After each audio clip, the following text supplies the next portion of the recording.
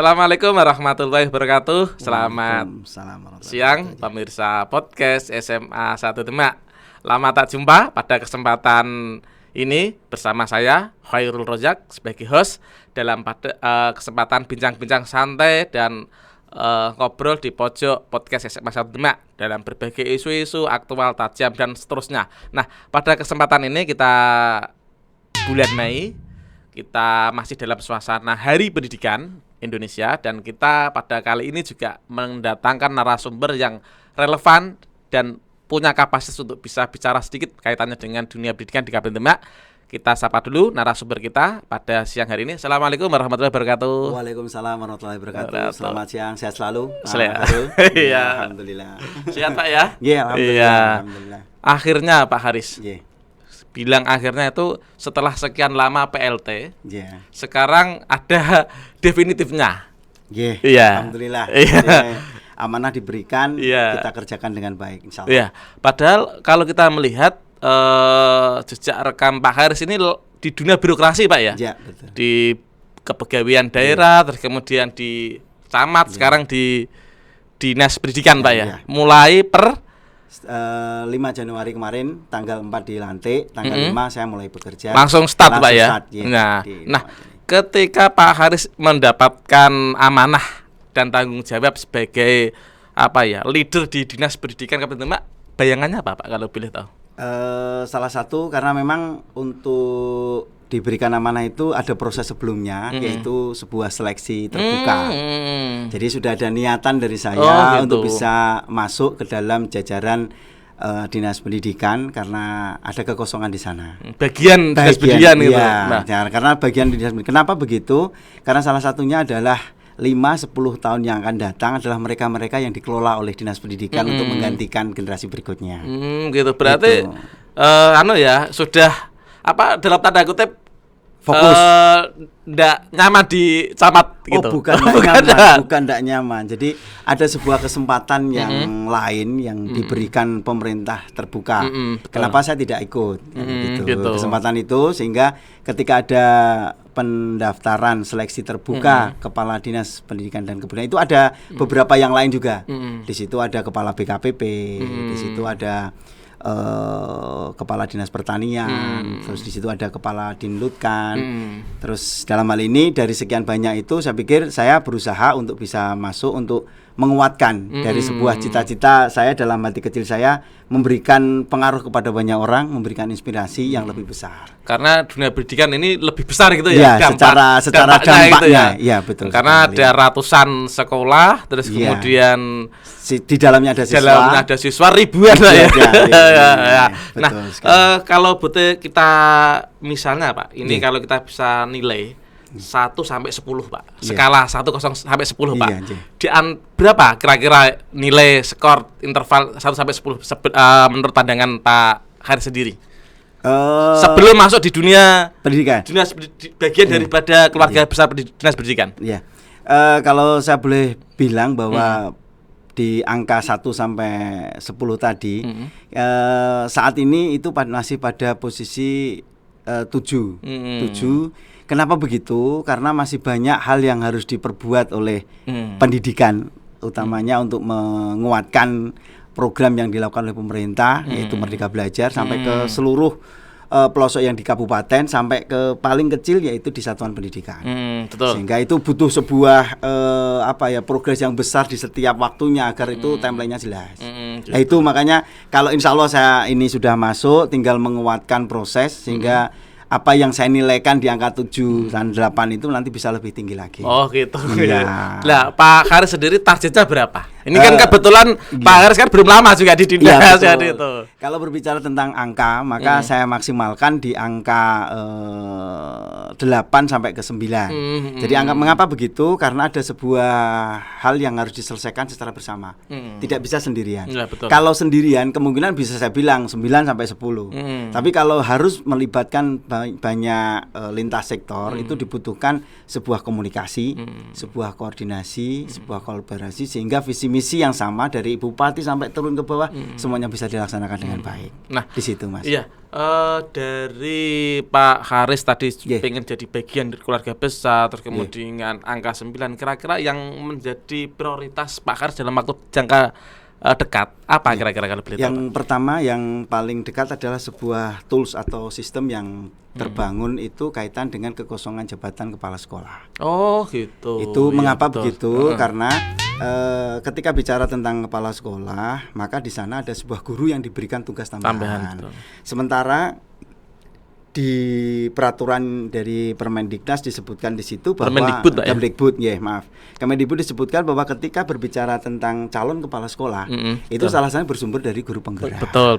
Nah, ketika berbicara tentang guru penggerak, maka kita berbicara bahwa kekuatan yang ada di kita baru 67 kabupaten sampai dengan tahun ini sejak dibukanya guru penggerak di angkatan pertama.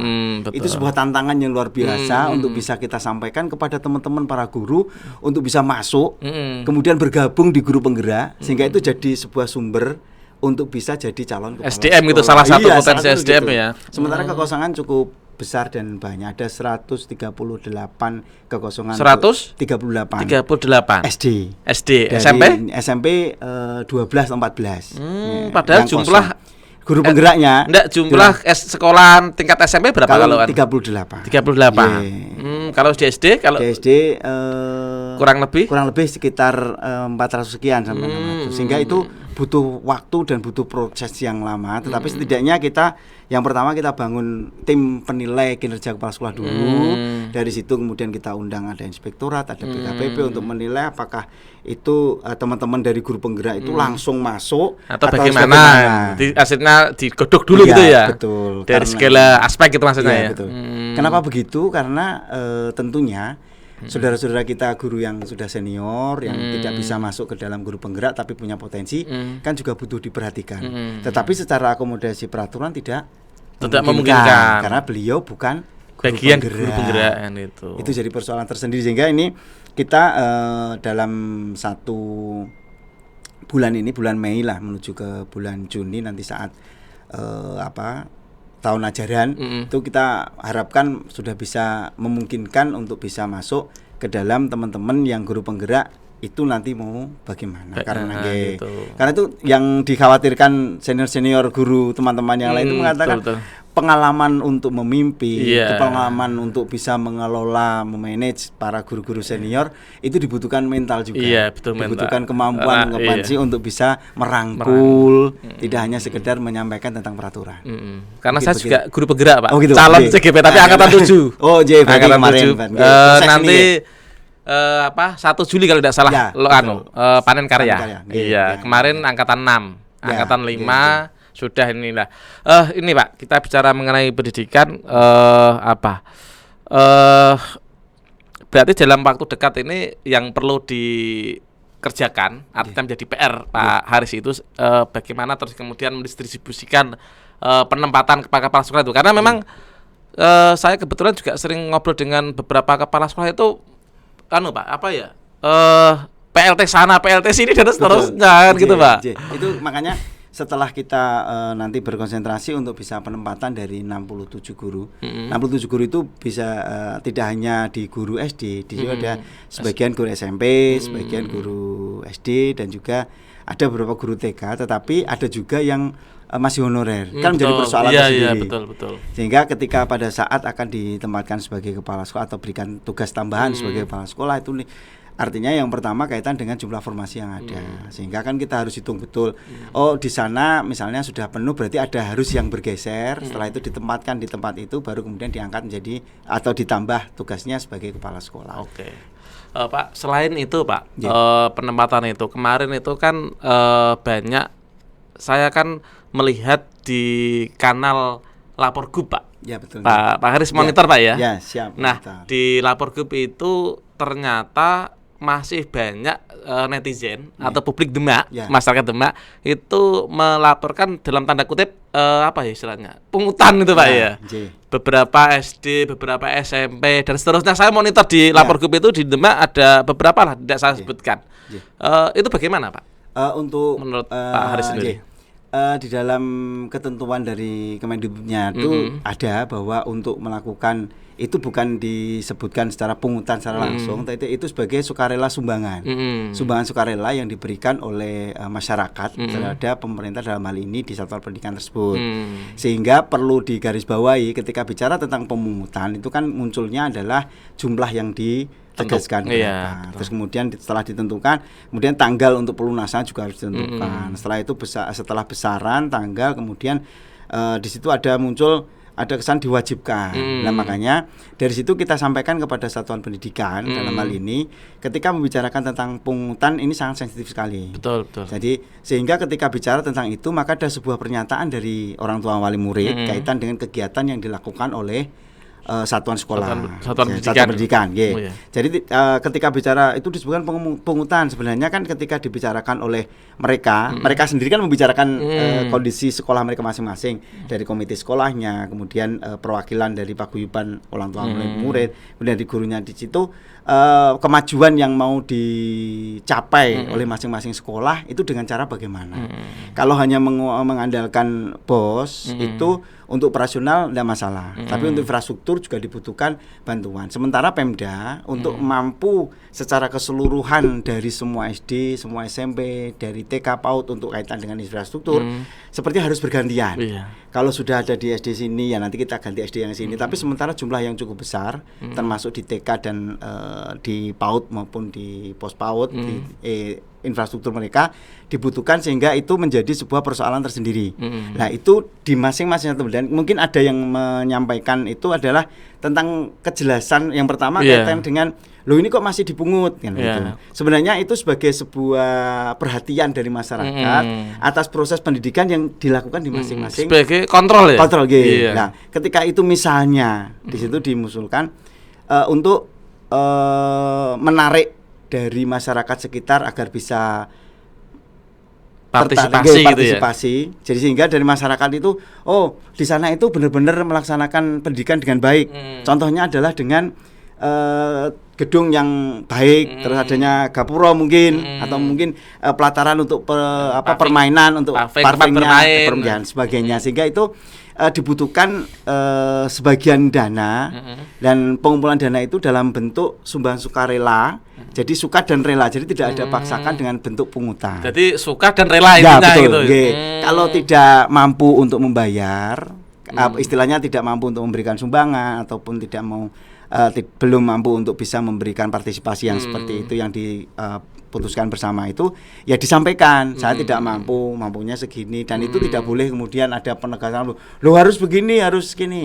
Dari satuan pendidikan tidak boleh istilahnya menetapkan memberikan rambu-rambu atau rendah gitu ya. Artinya suka dan rela gitu. Ya betul, dari masing-masing. Lah tiba-tiba kok misalnya ada lapor guru ini kok masih dipungut, itu mungkin butuh penjelasan lebih. Salah satunya komunikasi atau mungkin ya? Dalam komunikasi. Salah satunya komunikasi. Karena kadang tidak semua satuan pendidikan itu mampu mengkomunikasikan gitu Pak ya. Menyampaikan dengan baik pesan dari kita. Karena kalau disebut pungutan kan tidak boleh. Iya. Karena begini Pak Haris, ada kita kan lihat ya kalau di SD dan SMP itu kan bagian daripada wajib belajaran gitu toh. Betul. Bagian dari wajib belajar itu kan artinya kan ya masyarakat. Wajib kan gitu toh. Beda kalau SMA dia sudah gratis kan itu Pak. Kalau di SD SMP dan di lapor grup kalau Pak Haris monitor kan juga banyak sekali kan gitu. Nah, ini Pak Haris, kita sedikit kaitannya dengan di pendidikan di Demak kan gitu Pak. Nah, sekarang kan kalau kita tidak salah dalam waktu dekat ini Pak Haris, ini kan kita ada gawe besar itu di pendidikan ya. Betul.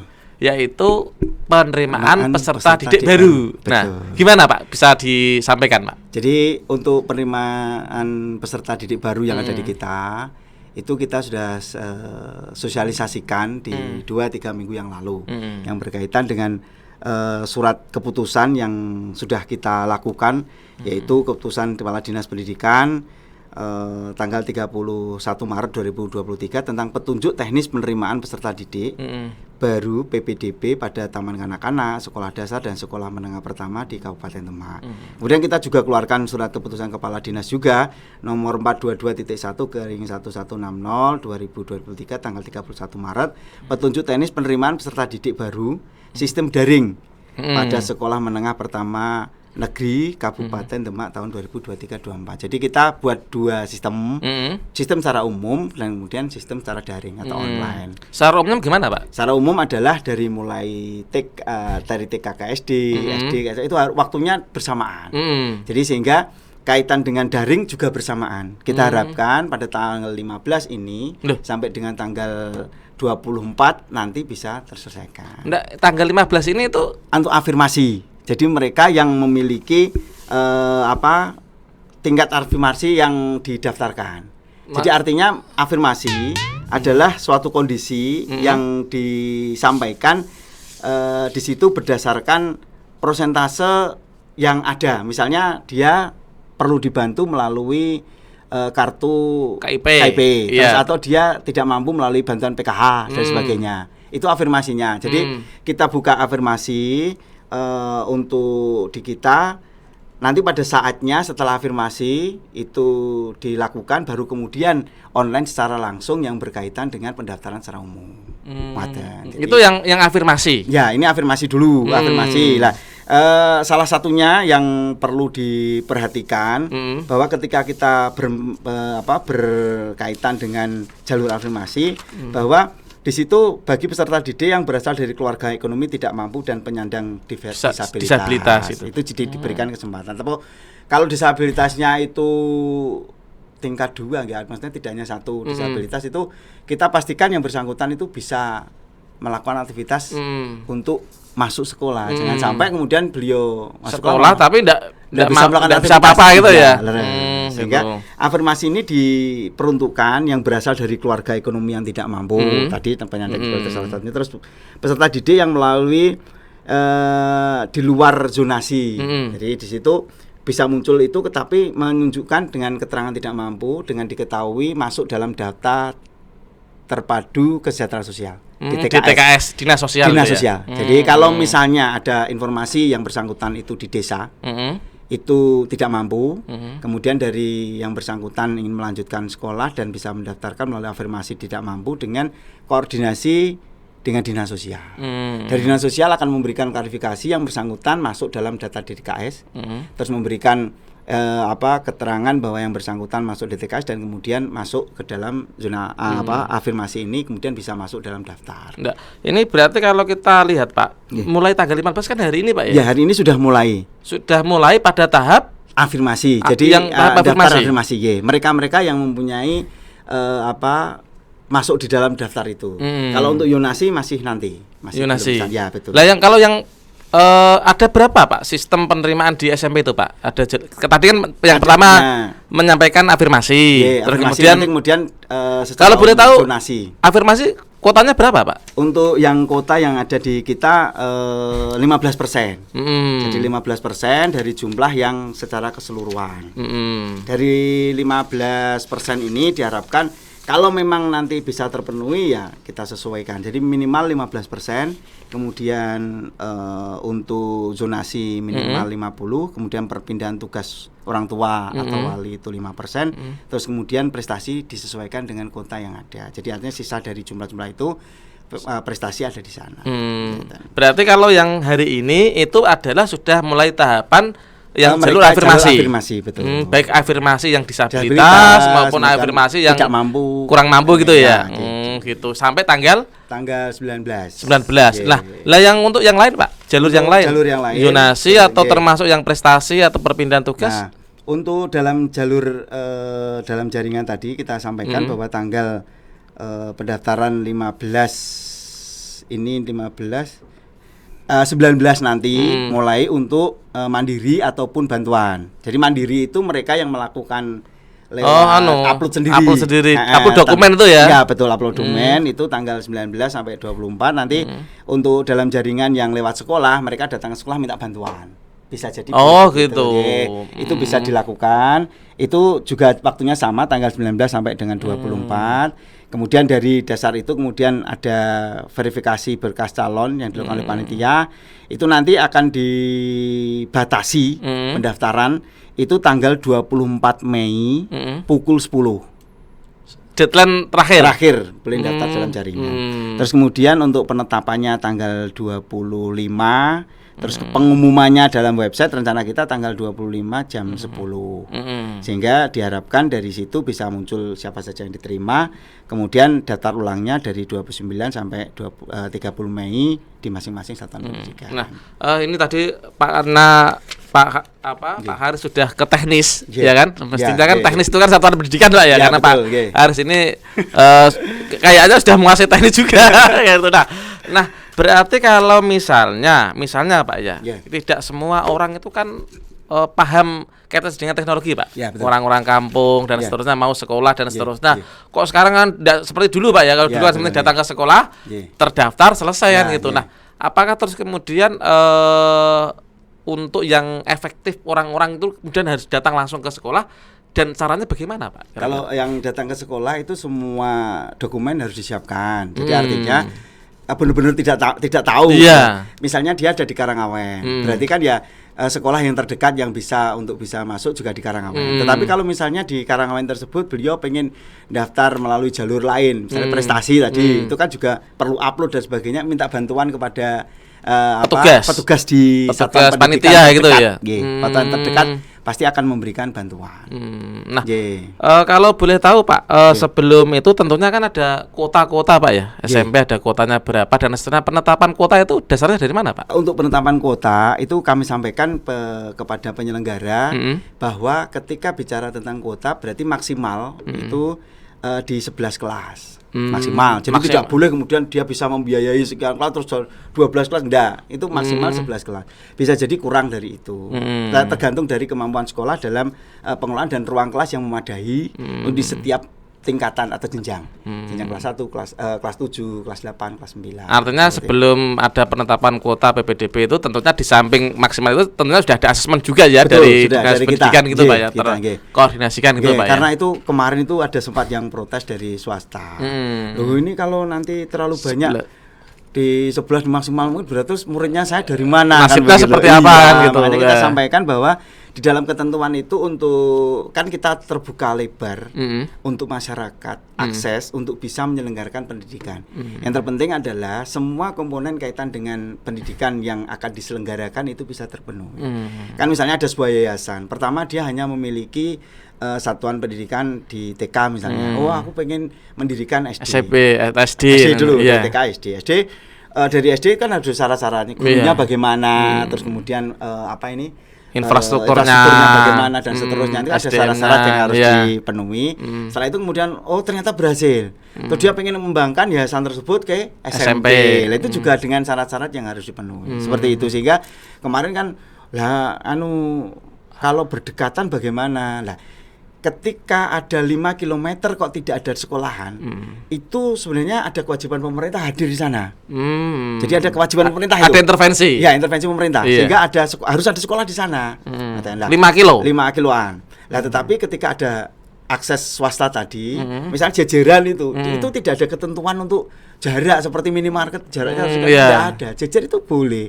Yang penting memberikan masing-masing istilahnya pemberitahuan kepada masyarakat luas untuk bisa masuk ke dalam bagian mereka di dalam pelaksanaan pendidikan. Seperti itu, Pak. Gitu. Nah, Pak Haris. Tadi kita bicara mengenai interval waktu, kemudian tadi sampai nah sekarang ada enggak dalam PPDB nanti itu biaya pendaftarannya atau seperti apa? Saya sampaikan untuk biaya pendaftarannya adalah gratis. Dan saya sampaikan kepada seluruh satuan pendidikan tidak ada yang melakukan pungutan pembayaran atas proses ini. Proses pendaftaran. Sehingga pada saatnya dari pendaftaran sampai dia diterima saatnya ada pengumuman, tidak ada yang dibebankan untuk itu. Nah, kalau setelah pengumuman, Pak? Setelah pengumuman kita juga sampaikan. Itu kembali kepada satuan pendidikan bahwa ketika bicara tentang proses pendidikan berarti sudah ada biaya operasional sekolah, sehingga itu dimaksimalkan biaya BOS. Nah, ketika bicara BOS, kemudian kita bicara infrastruktur. Mungkin dia sudah mengajukan rencana kaitan dengan pembangunan beberapa ruang, penyempurnaan saluran di dalam lingkungan sekolah mereka masing-masing dan seterusnya, kan sudah ada pengajuan kepada kita yang melalui Dinas Pendidikan untuk bisa kita sampaikan ke pemerintah dalam hal ini untuk dijadikan sebagai bagian dari 20% anggaran pemerintah daerah untuk bisa dialokasikan ke kita. Betul. Dan ini kemarin kita sampaikan memang kita kalau dilihat dari angka cukup besar, sehingga memang karena yang harus dikelola adalah cukup besar, jadi akhirnya ya imbang. Artinya ketika butuh di SMP sekian ruang kelas dan sekian SMP yang membutuhkan skala prioritas pembangunan, ada di SD dengan skala prioritas pembangunan dan seterusnya. Karena memang kan kalau dilihat dari jumlahnya, utamanya di sekolah-sekolah yang sementara ini terganggu atau ada sebuah alasan geografis yang menjadikan alam ya. Salah satunya kena rob. Nah kemarin salah satunya rob. Nah ketika kita bicara rob, maka kita lihat geografisnya. Mungkin nggak itu kalau dinaikkan, mungkin nggak kalau perlu ya harus dipindah. Gitu. Sementara relokasi Sementara untuk yang terakhir kemarin karena ada yang terkena tol, ternyata ya harus pindah tempat, ya kita sampaikan untuk bisa bergeser di tempat lain. Tetapi bantuannya memang dalam bentuk sekolah. Kalau di sana yang dirubuhkan sekolah, kita harapkan yang di sini juga jadi sekolah gitu loh. Jadi tidak kemudian diberikan uang terusnya bangunan dewe kan itu. Tapi kita harapkan pelaksana pembangunan tol agar pindah bangunan, ya bangunannya pindah. Maksudnya bentuk bangunan yang dianu ya bangunan ya berarti bangunan gitu Pak. Kita harapkan begitu sehingga kita langsung masuk, langsung memindahkan siswanya. Jadi kita dinas pendidikan tidak mikir lagi itu ya. Harus cari lahan, kemudian ketiga dan sebagainya.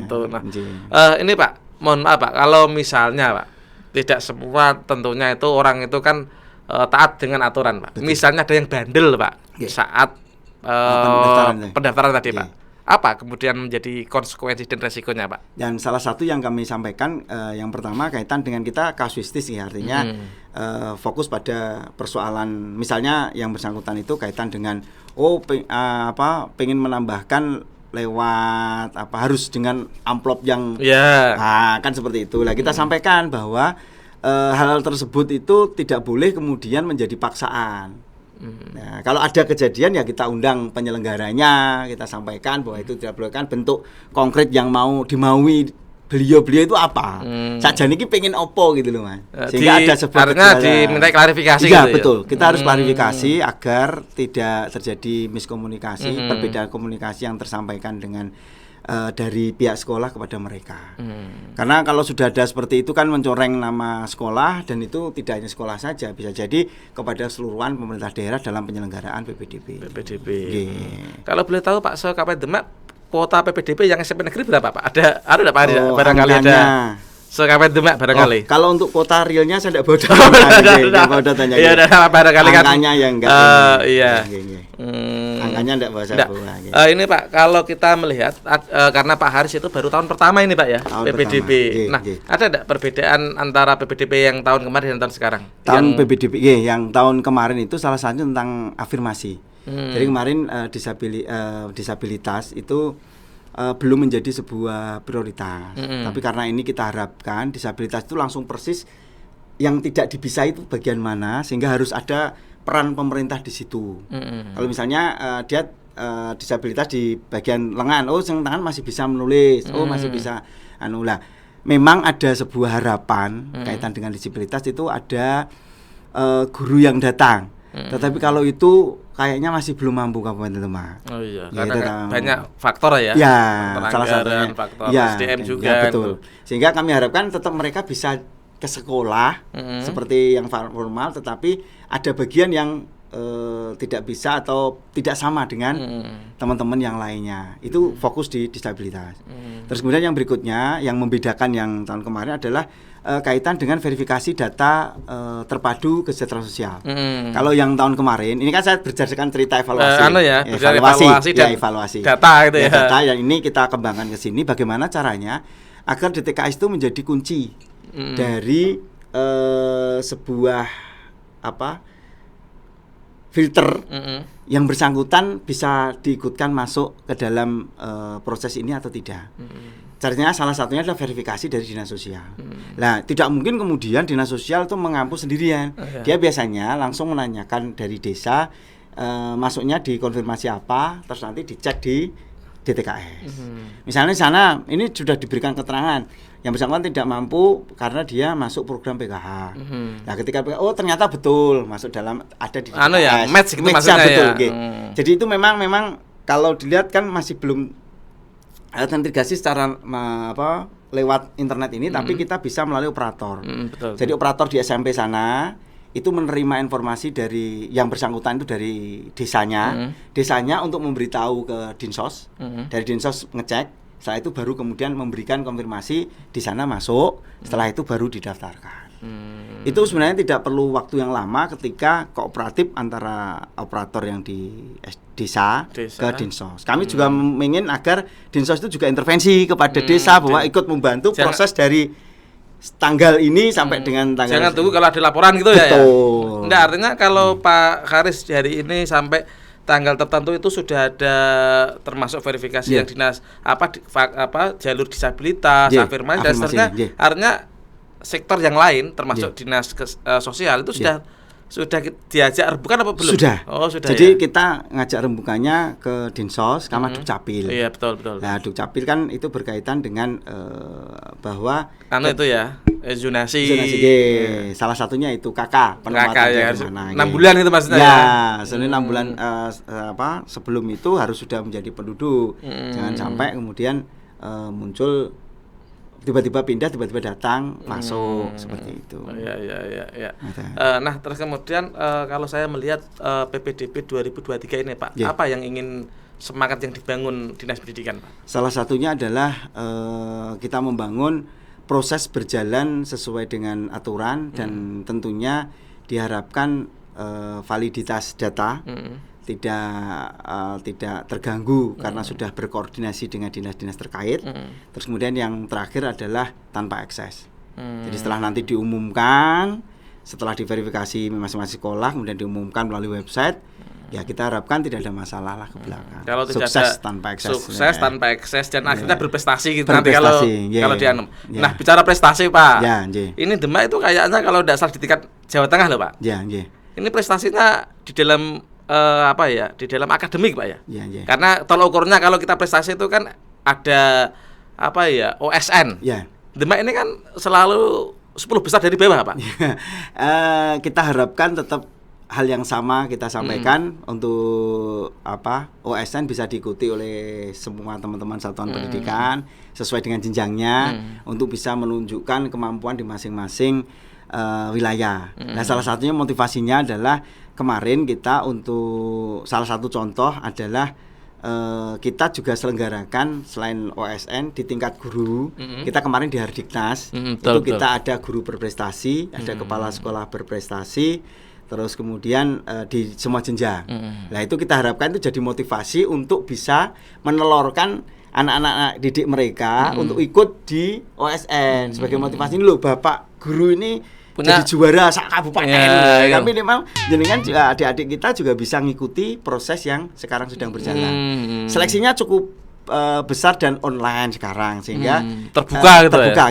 Jadi artinya kalau untuk penunjukan per wilayah ketika berjenjang itu sebenarnya kan di masing-masing wilayah bisa melakukan. Tapi kita satukan dari MI di bawah Kemenak maupun di bawah kita di formal tidak di bawah kita semua untuk di satu tempat. Lah besok itu rencana ada di SMP 1. Kita pusatkan anak-anak yang mau ikut SN dijadikan situ walaupun jaringannya lewat saat itu di situ. Jadi tidak terpencar-pencar, kita satukan biar semangatnya ada. Itu salah satu ada semangat kompetitornya gitu ya. Iya. Jadi ini kita datang untuk menang kan begitu. Ini sudah kita usahakan untuk aura positifnya menguatkan masing-masing mental agar bisa ikut di OSN dengan baik. Kalau yang Kemenak ada di SMPN Karangtengah itu MTS Karangtengah. Jadi ada 2 tempat itu OSN besok pagi mulai jam 7:30 untuk bisa melaksanakan kegiatan di situ. Oke, luar biasa. Sudah lumayan detail, Pak, kaitannya dengan awal tadi kita bahas pendidikan, terus kemudian PPDB. Sebelum kita akhiri, Pak, kan terasa itu sudah hampir 1 jam, Pak. Oh, ya, betul. Ada closing statement, Pak, untuk kaitannya dengan pendidikan, kemudian atau termasuk PPDB dan seterusnya, Pak. Yang pasti satu, kita tidak bisa sendirian. Jadi ketika kita sendirian ada sebuah hal yang membatasi adalah ego. Ketika itu kita sendirian. Tetapi ketika kita bersama dengan orang-orang yang ada di sekitar kita, itu bisa menguatkan dan bisa menurunkan ego, sehingga dari ego yang turun itu bisa bersama-sama. Setelah menyatukan kekuatan bersama-sama, maka itu akan menjadi sebuah kekuatan untuk bisa mencapai tujuan sesuai dengan yang kita harapkan. Dan yang pasti satu, selalu saya pesankan di setiap saya menyampaikan adalah tetap semangat untuk mempengaruhi. Mempengaruhi yang positif pasti Pak. Ya, kalau mempengaruhi yang negatif, apakah iya dengan mempengaruhi yang negatif? Sehingga saya dengan itu pasti ada pertanyaan balik. Ketika saya sampaikan statement ini pasti ada komen balik bahwa ada feedback gitu ya. Feedbacknya pasti pertanyaannya adalah, lo mempengaruhi kan bisa baik bisa buruk. Masa iya mempengaruhi yang buruk kan begitu. Sehingga tetap jaga semangat untuk mempengaruhi. Tagline saya begitu. Oke, mudah-mudahan bisa lebih bermanfaat untuk dinas pendidikan dan kemajuan kualitas pendidikan di Demak Kabupaten umumnya gitu Pak. Demikian pemirsa podcast SMA 1 Demak dimanapun berada, obrolan santai namun bermakna kaitannya dengan hal-hal informasi publik masyarakat Demak, kaitannya dengan yang punya hajat putra-putrinya ingin mendaftarkan diri baik di SD maupun di SMA atau di SMP. Karena SMA itu provinsi. Iya. Bisa berkomunikasi yang baik dengan panitia satuan pendidikan masing-masing. Demikian yang bisa kita obrolkan pada sore kali ini. Kita akan obrol pada tema-tema yang mungkin yang lebih tajam dan lebih akurat dan aktual tentunya. Akhirnya assalamualaikum warahmatullahi wabarakatuh. Waalaikumsalam warahmatullahi wabarakatuh. Terima kasih.